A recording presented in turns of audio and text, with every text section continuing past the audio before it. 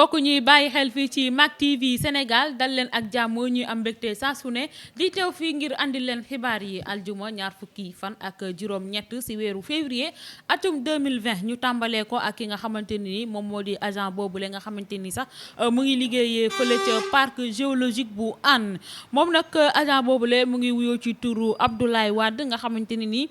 ki démb ci alxames bi nag waa Mak TV daal di woon nañ koy dalal moom nag Abdoulaye Wade moomu li sax lu mu daal di xamle rek mooy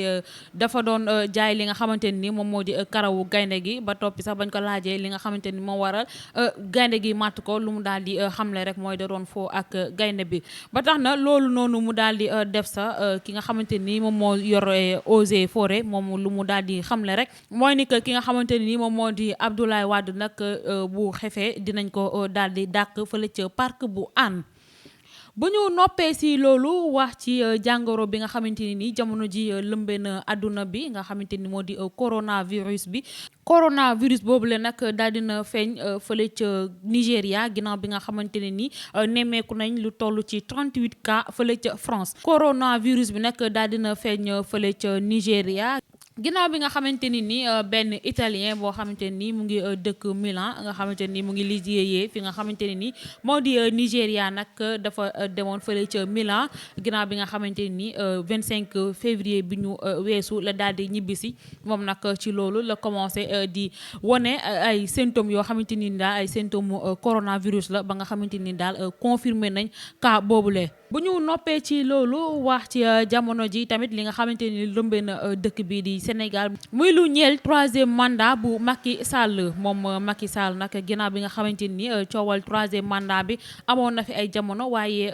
fan yi nag dañu ko daal di sulliwaat ki nga xamante ne ni moom moo di Mbaye Ndiaye nag ginnaaw bi nga xamante ne ni daal di woon nañ ko fi invité moom Mbaye Ndiaye nag di wax ci 3e mandat bi bay jooy ki nga xamante ne ni nag moom moo di Yakham Mbaye nag nga xamante ni moom moo yore yéenekaay boobule di Le Soleil moom nag lu mu daal di xamle rek mooy président Macky Sall mérité wul ñu koy daal di def nii lépp loo xamante ni daal président Macky Sall soxla na ko jamono ji mooy ñu soutenir ko ànd liggéey ak moom. ba tey ñu des ci wàllum coowal 3e mandat ak ki nga xamante ne ni moom moo di maître El Hadj Diouf moom maître El Hadj Diouf nag ginnaaw bi nga xamante ni moom. daal di woon jàkkaarloo tey ak taskatu xibaar yi moom lu mu daal di xamle rek mooy leer na ko leer ni ki nga xamante ni moo di Macky Sall du présenté wu waat ngir nekkaat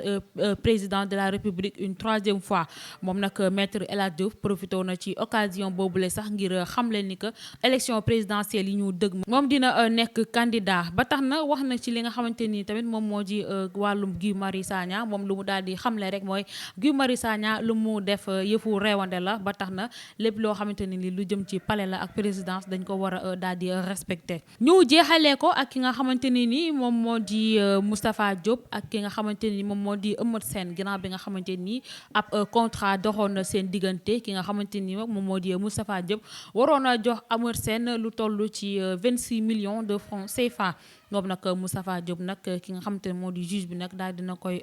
digal ngir mu fay li nga xamante ni moo di Eumeu Sène 26 millions de francs CFA yooyu noonu sax ba noppi daal di koy tegal lu toll ci 2 millions yoo xamante ni dommage et intérêt lay doon. ki nga xamante ni nag moom moo di Moustapha Diop nag lu mu daal di xamle sax mooy pare na pour jox ki nga xamante ni moom moo di Eumeu Sène 10 millions tey ci àjjuma ji mbokk yi cant ngërëm ñeel na leen li lañ leen andiloon ci ay xibaar di leen jox dig daje ëllëg ak jàmm te di leen ñaanal jàmm.